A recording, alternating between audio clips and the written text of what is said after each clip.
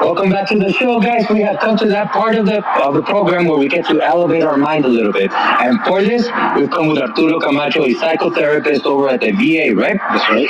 And he's going to be telling us a little bit about how we could change our behaviors and come to that progress that we're all seeking. Arturo, tell us a little bit about what the first steps are when it comes to changing our pattern, our behavioral pattern, for something as simple as perhaps losing weight. Unfortunately, we are, in this country, one of the biggest countries in the world as far as weight is concerned, and so at every hospital we work with patients that want to lose weight, and so the first step, as with any other behavioral change, is really desiring that you want to change, and perhaps really having a true purpose for wanting to change. A lot of times people come and tell us, well, my wife wants me to lose some weight, and or it would be good if I lose weight because I want to look a little better. So those are good motivations, but I really find that not until you really desire from inside your heart that you made that decision in your mind and committed to that change, nothing really happens until you really commit to that change.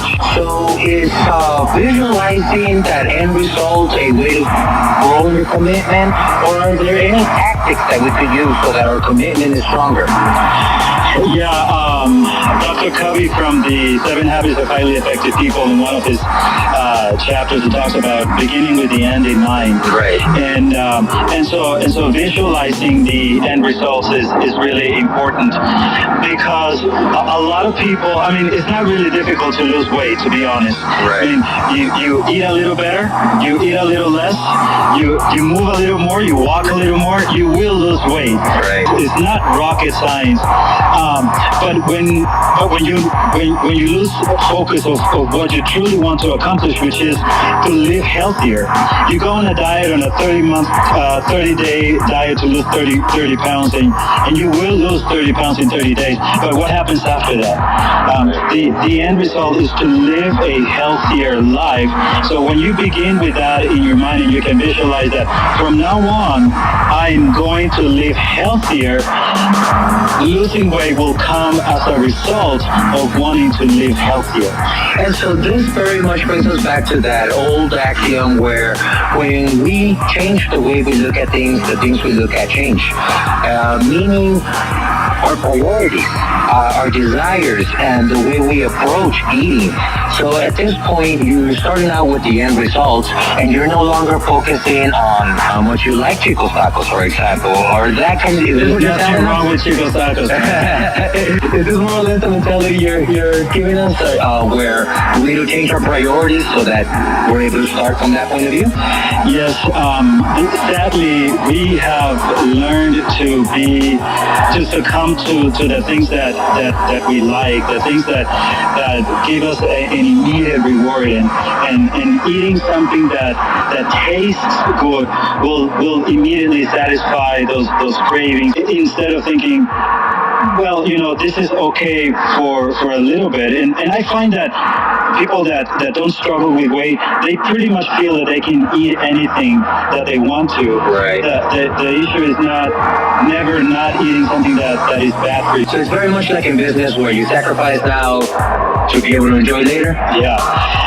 Yes, but when it comes to losing weight, when you focus on the actual number that the scale gives you, people are going to be disappointed, because you can control things like what you eat, you can control things like how much you're going to eat, you can control things like what you drink, for example.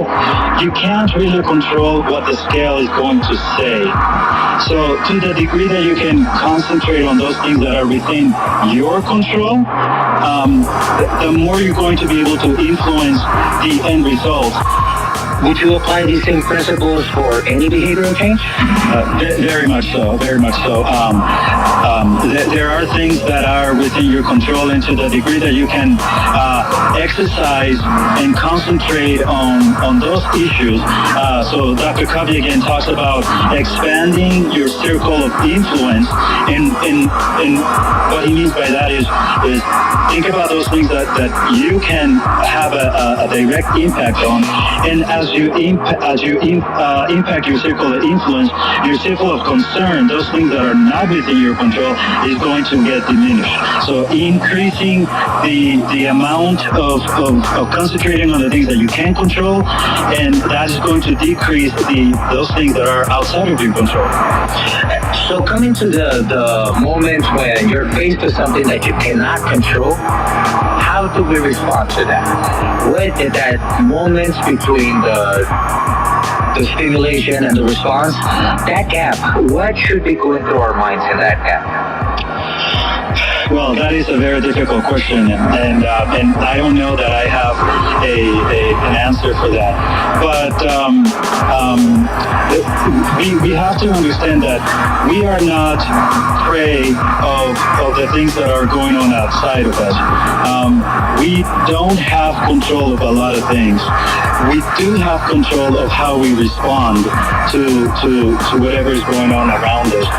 We don't have to, for example, going back to the weight issue, if you grew up in a family that didn't eat well all the time, you don't have to always believe that you have to be overweight.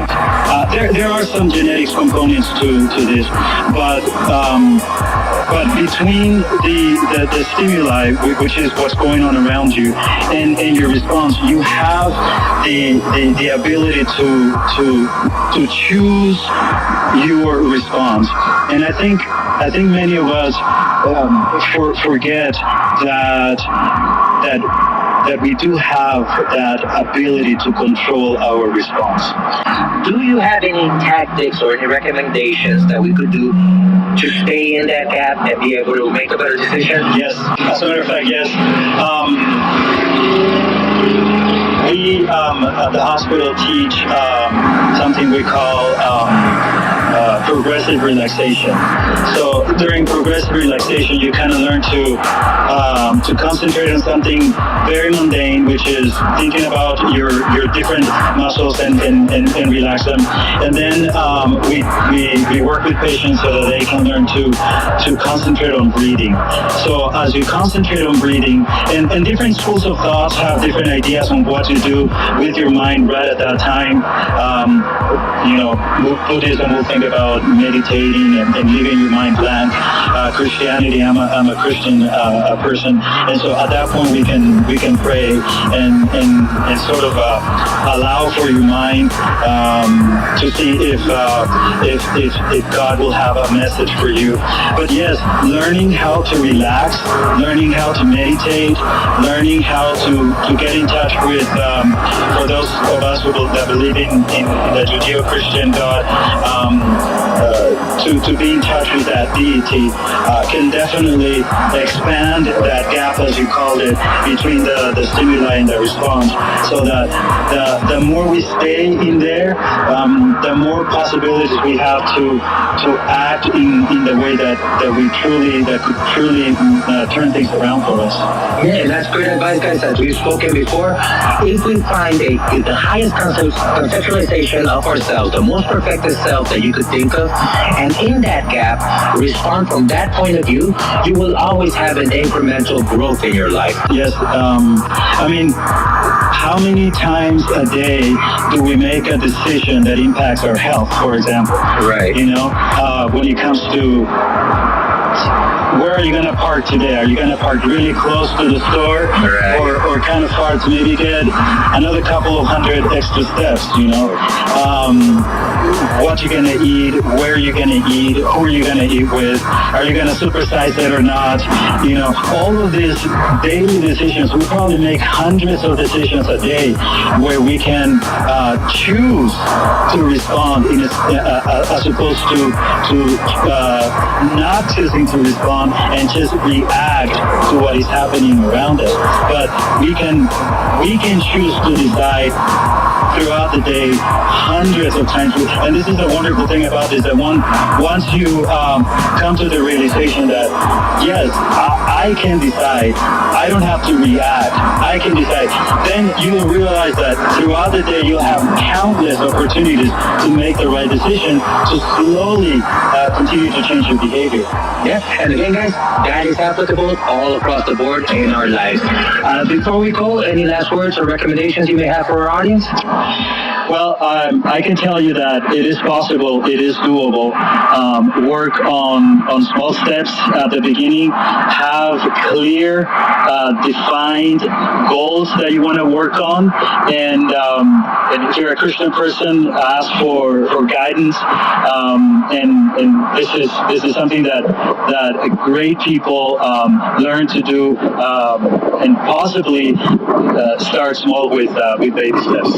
That's right. And remember, guys, success is measured by every day taking a step towards a definite goal, not necessarily getting there. The fact that the journey is taking you there, you're already successful. Arturo, thank you very much for your attendance. Thank you for coming and helping us with this. And I hope that we're able to come back and speak with our audience again about various subjects. Definitely. It's been a pleasure. Thank you.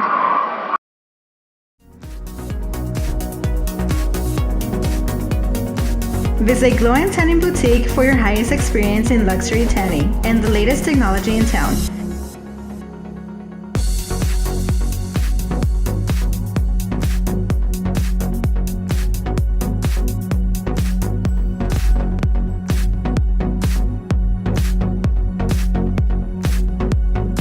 Glow Tanning and Boutique, 2106 Zaragoza.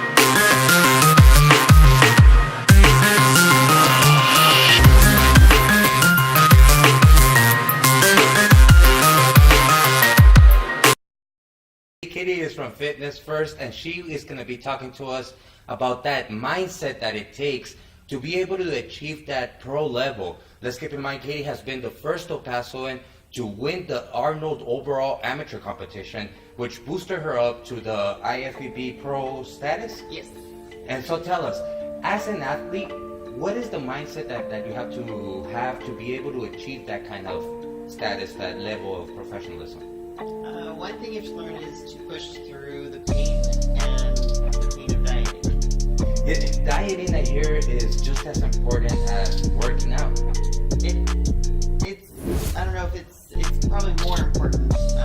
Working out is one part of it, and diet is a huge part of it. You can work out all day long, and you cannot undo that diet. So it's all about what is being consumed, and I hear there has to be a balance between working out, your diet, and sleeping. Sleepiness is just as much a factor here. Yes, sleeping is huge. If you're not getting enough rest, your cortisol will raise, your body will hold on to fat, it'll hold on to all kinds of things, so you have to get enough rest as well. It's crazy to me. Most people would assume that the more time you spend at the gym, the better off you are, but it is this balance, because there is such a thing as muscle atrophy, right? You could work out too much. There is. It's more, your body can only take so much before, you need to rest. So there is a point where your body will actually start to fight you rather than work with you. And that goes along with cardio, with everything. I mean, if you want to do sprints every day, most likely your body's going to fight you.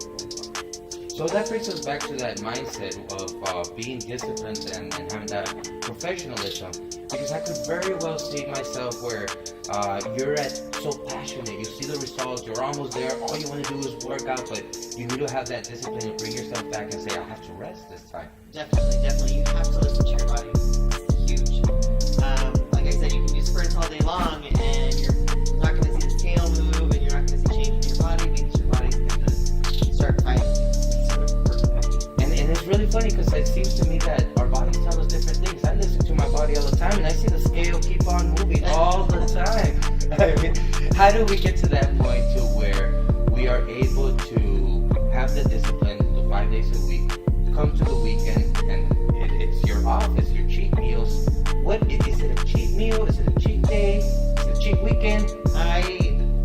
We really only suggest a cheat meal, and a cheat meal, only a meal, not popcorn at the movies plus Whataburger, and then you gotta shake it Whataburger. I mean, you're really adding everything up, so you're undoing everything you did in the week. You still need to stay in a caloric deficit. So, I mean, that means In a what? in a caloric deficit. So, you know, your calories are under in a certain range, not, you know, 12 to 2,500 calories per one meal. What is the average? If we want to, obviously losing weight is about burning more than you take in. What's the average? Is there an average? No, it varies per person. It depends on how much muscle you have, how much fat you have, how much, you know, what your goals are, how much you want to lose. You know, there's too many factors to tell you, yes, your caloric deficit is this. So it's definitely good to work with a trainer, work with a nutritionist who knows, you know, about caloric deficits. And then when you're cheating on the weekend, just make sure that, you know, you're not going overboard. It's one meal, so maybe you go have a burger and fries, that's it, call it a day. And I always say the last meal of the day, because if you do breakfast, then it's going to roll over into lunch, and then you might have a snack later, and then dinner's a disaster, so now you have an entire cheat day with, you know, 5,000 calories, and that's going to pull you right back up into an area you didn't want to be in the first place. And so when you get your cheat meal, what do you cheat with? It varies. I tend to stay away from pizza because pizza makes me swell. But I'd say probably a burger and fries if I got to choose. I mean, if I could do a clean cheat, it would be a steak, sweet potato, and a little bit of butter, and that would be it. But a clean cheat as opposed to what would be a dirty cheat? A dirty cheat would be like your burger and fries. Okay. Okay, and then your clean cheat would be like, okay, a big steak, you eat until you're full, not until you're overly stuffed and uncomfortable, and then a baked potato or sweet potato with butter. If you do a baked potato, you can put a little bit of cheese, a little bit of sour cream, just again, eat until you're full, not until you're overly stuffed. And that's an important point. In the Mexican culture, I'm very used to being served these plates that, Oh yeah. and you have to eat it all, can't get up from the table till you eat it all. Well, that's not just in Mexican culture. I mean, if you look at servings, the restaurants serve you, most of them are huge. I mean, huge. And so you eat all of that, and you almost don't want to eat for the rest of the day. So, you know, when you're eating out, also, you need to think about it. And if you're portioning your meal in a week, try to kind of eye it out. Maybe cut it in half, and, you know, eat half the amount of rice and half the amount of meat they give you, and, you know, slow yourself down. That way, you're, you know, take your responsibility. So it's completely okay to stay with that tiny little bit of hunger. Yeah, it is. I mean, nobody likes it, but it's not necessarily that. And a lot of times, hunger is more water intake, so make sure you keep your water intake super high. I'm talking like at least a gallon a day. That's interesting. That's interesting. And that will also help you. Really, you have the intake of water? Water is like natural fat burner. It's the best thing in the world if you want to lose weight. Excellent. And obviously, it requires some sort of guidance from somebody like yourself. If anybody out there wants to come get a little bit more information from you, how do they get a hold of you? The best way is to fitmac@gmail.com. Send us an email. We can help you out with pretty much anything. Online training, nutrition, competition, working out, weight loss, you know, whatever transformation you do. There you have it, guys. So anybody that's out there wanting to start that transformation, wanting to start that change, it might not be to be a bodybuilding pro, but just to simply improve your quality of life. All you have to do is reach out, she'll guide you through, and you'll be on your way.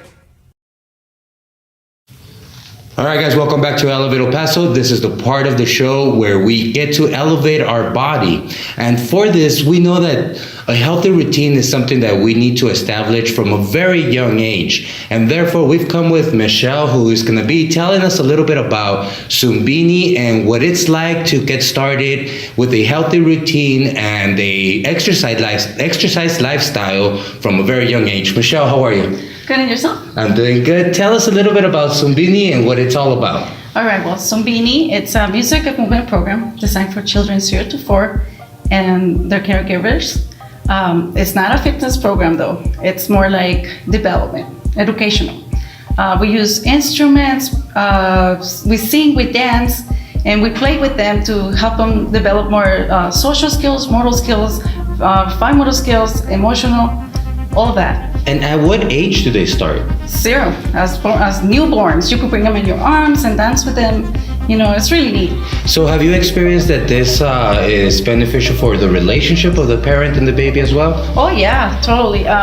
They get to dance together. That hour is just for them to be, you know, dancing and being part of a community. And this class where, you know, you're exposing them to music.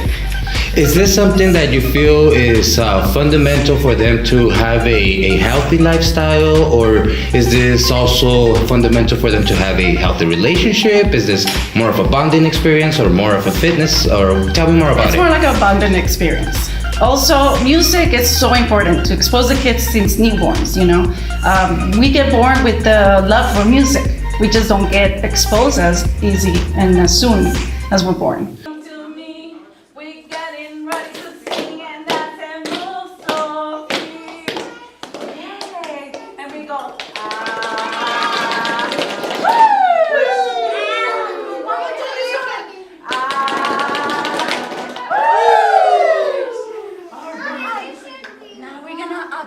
We're gonna dance.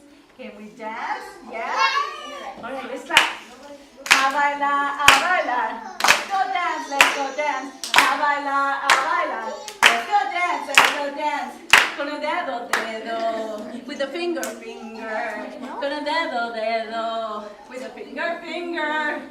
A bailar, a bailar. Let's go dance, let's go dance. A bailar, a bailar. Let's go dance, let's go dance. How about with the hands?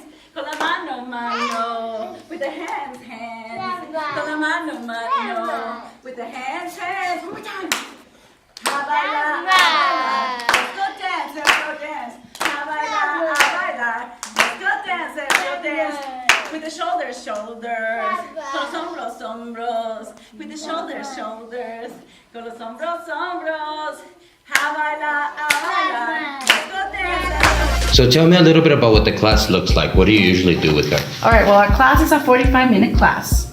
And most of them we sing, then we dance, and then we play with instruments and all that to strengthen the bond between them. Now, I've heard that getting kids started with music and dancing at such a young age helps their brain development. Oh, yeah.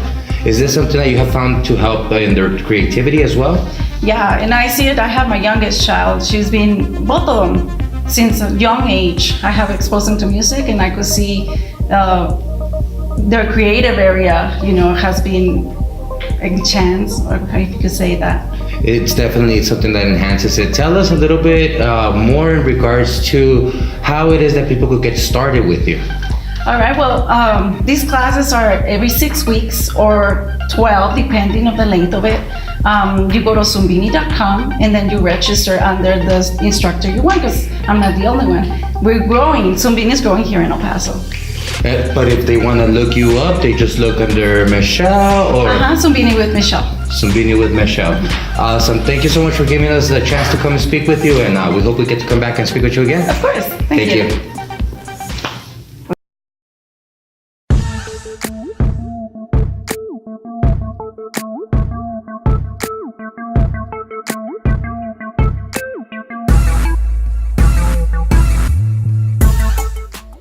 Overwhelmed, lost, confused.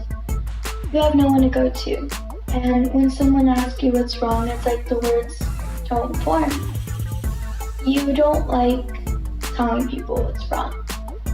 And in reality, it could be that you don't really know what's wrong. You just kind of feel sad or feel down.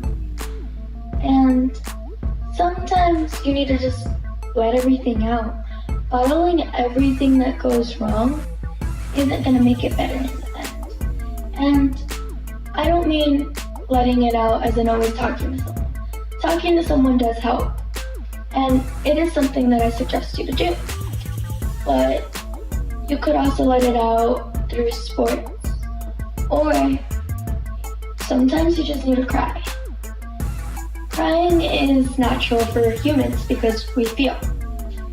And a lot of people, it may be very difficult for them to do, simply just because crying is shown as a sign of weakness for many people, including boys, especially. So they have more struggle when it comes to opening up in general and showing how they feel. Everyone does. So some people, it's a lot easier to cry. And other people, you tend to never see them cry. And they might not even feel as if they can cry unless they're alone. And even when they're alone, it's barely anything because they try to hold it in as much as possible. That's not healthy. Crying isn't a sign of weakness. It's not if you cry you're weak. Strength isn't about that. Strength is about letting it go, letting it out, knowing you're gonna be okay. You are strong. If you cry, if you feel what you're feeling, it's not weakness. It's simply just opening up and letting it out. So you are strong. This is Kersten Lara from Elevated Paso Team. And once again, we have come to the end of the show, guys. Thank you so much for staying with us. It's been so beneficial and incredible going in and hearing everybody's story. I once again have come to the conclusion that the biggest train of thought and the way to achieve things is by the way we perceive our reality and by the thoughts we continuously hold in our minds. We have the ability to create the life we desire by holding the image of that life in our mind longer than any other thought. Let's not forget what Aristotle said. Contemplation is the highest form of activity and the most continuous. We must learn to protect our mental real estate and keep it from becoming a toxic landscape.